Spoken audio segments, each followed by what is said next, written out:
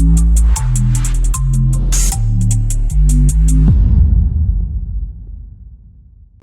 શહેરના ડિંડોલી વિસ્તારમાં નવાગામ આરડી ફાટક પાસે નરાધમે તેના ઘર પાસે રહેતી માત્ર 6 વર્ષની માસૂમ બાળકીને પોતાની હવસનો શિકાર બનાવી હતી। દાદા દાદી પાસે રમતી માસૂમ બાળકીને બિસ્કિટ અપાવવાના બહાને પોતાના ઘરે લઈ ગયો હતો। ત્યારબાદ નરાધમ ઈસમે માસૂમ બાળકી પર બળાત્કાર ગુજારતા ચકચાર મચી જવા પામ્યો હતો। હાલ તો બાળકીને ગંભીર હાલતમાં સહારા દરવાજા સ્થિત સિમવેર હોસ્પિટલમાં સારવાર માટે ખસેડવામાં આવી છે, જ્યાં બાળકીને આઈસીયુમાં રાખવામાં આવી છે। બનાવને લઈને પોલીસે તેના પરિવારની ફરિયાદના આધારે બળાત્કારનો ગુનો નોંધીને વધુ તપાસ હાથ ધરી છે।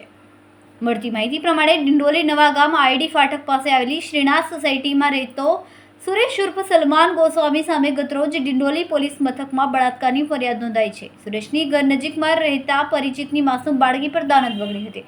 2 જુલાઈના બપોરના સમયે 6 વર્ષની માસૂમ બાળકીના માતા પિતા કામકાજ અર્થે બહાર ગયા હતા। દરમિયાન તેના દાદા દાદી પાસે અને તેના નાના ભાઈ સાથે રમતી હતી, જે તકનો લાભ લઈને સુરેશ ઉર્ફે સલમાન તેના ઘરે પહોંચ્યો હતો, જ્યાં શરૂઆતમાં તો માસૂમ બાળકીના દાદા દાદી સાથે વાતચીત કરીને સમય પસાર કર્યો હતો। ત્યારબાદ દાદાને માસૂમ બાળકીને બિસ્કિટ અપાવવાની લાલચે પોતાની સાથે લઈ ગયો હતો।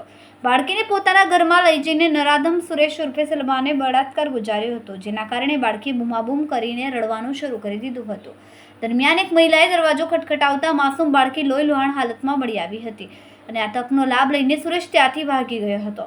બનાવને પગલે બાળકીને તાત્કાલિક સારવાર માટે સહારા દરવાજા સ્થિત સિમવેર હોસ્પિટલ સારવાર માટે ખસેડવામાં આવી હતી। ઉલ્લેખનીય છે કે બનાવને પગલે બાળકીના પરિવારજનોએ ડિંડોલી પોલીસ મથકમાં ફરિયાદ નોંધાવતા પોલીસે સુરેશ ઉર્ફે સલમાન ગોસ્વામી સામે બળાત્કારનો ગુનો દાખલ કરીને કાયદેસરની કાર્યવાહી હાથ ધરી। ડિંડોલી પોલીસે અલગ અલગ ટીમો બનાવીને આરોપીની શોધખોળ હાથ ધરી હતી, જેથી ગણતરીના કલાકોમાં આરોપી સુરેશને ઝડપી પાડવામાં આવ્યો હતો। કેમેરામેન સેનિલ વિરાણી સાથે વિશાલ છેઠા, માનવ પ્રભા ન્યૂઝ, સુરત। કોઈ રેપની ઘટના બની છે, શું છે?